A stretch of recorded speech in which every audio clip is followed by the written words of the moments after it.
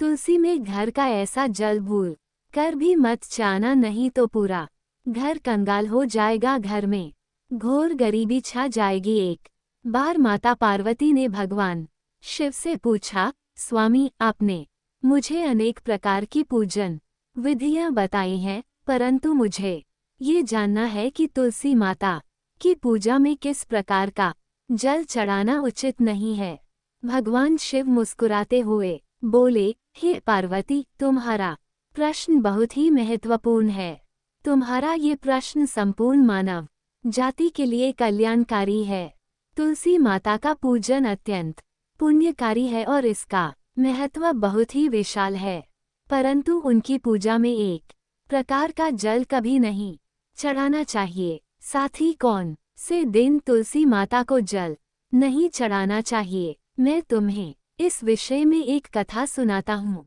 माता पार्वती जिज्ञासा से भर गईं। तब भगवान शिव ने कहा, देवी इस कथा को पूरा सुनना, इस कथा को आधा अधूरा सुनने से घोर पाप लगता है। तब माता पार्वती ने कहा, प्रभु आप कथा को सुनना प्रारंभ करें, मैं इस कथा को पूरा ध्यान पूर्वक सुनेगी। भगवान शिव ने कथा आरंभ की। प्राचीन काल की बात है। एक बार धरती पर एक राजा था जिसका नाम था धर्मराज। वह बहुत धार्मिक और ईश्वर भक्त था। उसकी प्रजा सुखी और समृद्ध थी। वह हमेशा शिव जी, विष्णु जी और सभी देवताओं की पूजा करता और तुलसी के पौधे की विशेष रूप से सेवा करता था। लेकिन उसकी कोई संतान नहीं थी। उसकी पत्नी बहुत ही घमंडी थी। राजा की दिनचर्या में सुबह उठकर तुलसी को जल चढ़ाना और उसकी सेवा करना मुख्य काम था। राजा धर्मराज की पत्नी रानी रत्नमला अत्यंत चंचल और महत्वाकांक्षी थी। वह हमेशा अपने स्वार्थ और अभिमान में रहती थी। उसे धर्म और पूजा में अधिक रुचि नहीं थी। एक दिन रानी ने राजा से कहा, हे स्वामी, आप हर रोज तुलसी माता की इतनी सेवा क्यों करते हैं? इसका क्या फल है? आपको इस सब में अपना समय बर्बाद नहीं करना चाहिए। राजा ने समझाया, हे प्रिय, तुलसी माता का हमारे जीवन में बहुत बड़ा महत्व है। ये विष्णु जी की प्रिय हैं और उनकी सेवा से समस्त पापों का नाश होता है और पुण्य प्राप्त होता है। इसलिए मैं रोज उन्हें जल अर्पित करता हूँ। लेकिन रानी ने राजा की बातों को अनसुना कर दिया। राजा के महल में एक दासी थी। वह रानी की बहुत ही अच्छी सहेली थी।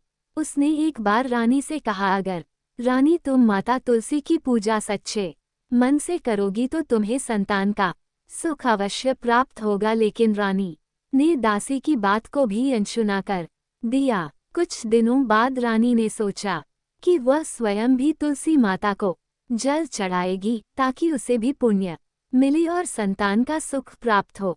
रानी के मन में पवित्रता और श्रद्धा नहीं थी। उसने सोचा कि केवल जल चढ़ा देने से उसे पुण्य मिल जाएगा।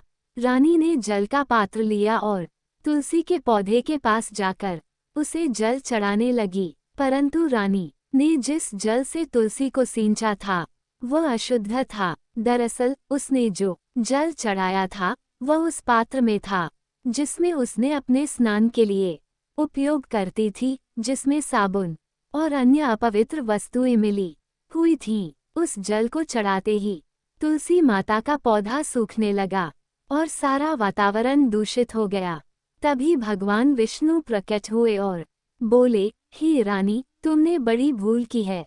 तुलसी माता पवित्रता की प्रतीक हैं और उनके ऊपर अशुद्ध जल चढ़ाने से तुम्हें पाप लगेगा। इस पाप का परिणाम तुम्हारे लिए और तुम्हारे वंश के लिए घातक हो सकता है।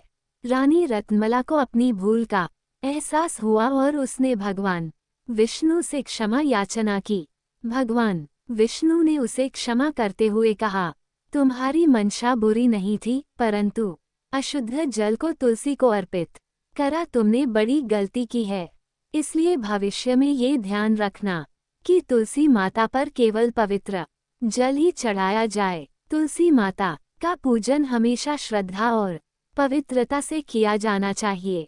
भगवान विष्णु ने कहा, रत्नमला, अगर तुम तुलसी की सच्चे मन से पूजा करती हो और कुछ दिनों को छोड़कर प्रतिदिन तुलसी को जल चढ़ाती हो और घी का दीपक लगाती हो तो तुलसी तुम्हें संतान का सुख भी अवश्य प्रदान करेगी। रानी ने जैसे ही सुना संतान सुख, उसको माता पर विश्वास होने लगा। भगवान विष्णु के वचनों को सुनकर रानी ने फिर कभी अशुद्ध जल का प्रयोग नहीं किया और तुलसी माता की पूजा पूरी निष्ठा और पवित्रता से करने लगी। भगवान शिव ने माता पार्वती से कहा, हे पार्वती, अब वह रानी सुबह रोज जल्दी उठ जाती और माता तुलसी की सच्चे मन से पूजा करती, उन्हें जल चढ़ाती, उन्हें भोग लगती। ऐसे करते करते रानी को 1 साल हो गया था। तभी रानी गर्भवती हो गई। जैसे ही इस बात का पता रानी को चला, वह तुरंत ही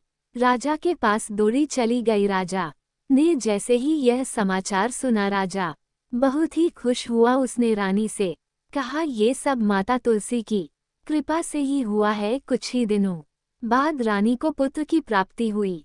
अब रानी बड़े प्रेम से माता तुलसी की पूजा करती और अपने पुत्र को भी माता तुलसी की पूजा करना सिखाती। अब भगवान शिव माता पार्वती से कहते हैं, तुलसी माँ को कभी भी अशुद्ध जल, अपवित्र वस्तुओं से मिले जल से नहीं सींचना चाहिए। केवल स्वच्छ और पवित्र जल ही तुलसी माता को चढ़ाना चाहिए। हर माह की एकादशी की तिथि को तुलसी के पौधे में न तो पानी देना चाहिए और न ही पौधे को स्पर्श ही करना चाहिए। मान्यता है कि एकादशी तिथि भगवान विष्णु को समर्पित है और इस दिन माता तुलसी भी भगवान विष्णु के लिए व्रत रखती हैं। इसलिए एकादशी के दिन तुलसी में जल डालने या पत्ते तोड़ने की मनाही होती है। पौधे में जल देने में माता तुलसी के व्रत के खंडित होने का डर रहता है।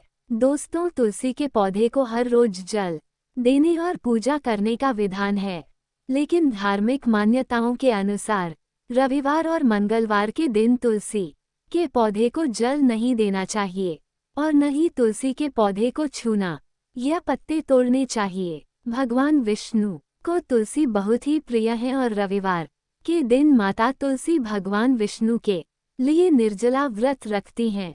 ऐसे में अगर रविवार के दिन माँ तुलसी को जल चढ़ाएंगे तो उनका व्रत खंडित हो जाता है। मंगलवार को तुलसी के पौधे में जल देने से भगवान शंकर के नाराज होने का भय रहता है। इसलिए रविवार और मंगलवार को तुलसी के पौधे में जल नहीं डालना चाहिए, जिससे वे प्रसन्न होती हैं और पूजा सफल होती है। इस प्रकार भगवान शिव ने तुलसी पूजा के महत्व और उसके विधि विधान को विस्तार से माता पार्वती को समझाया और माता पार्वती ने उस शिक्षा को हृदय से स्वीकार किया। कथा का संदेश ये है कि पूजा में शुद्धता और भक्ति की बहुत महत्वपूर्ण भूमिका होती है। तुलसी माता को अशुद्ध जल चढ़ाने से उनके प्रति अनादर होता है और इससे पाप लगता है। दोस्तों, आपको आज की यह वीडियो कैसी लगी कमेंट करके जरूर बताएं। वीडियो को लाइक और चैनल को सब्सक्राइब जरूर करें। धन्यवाद।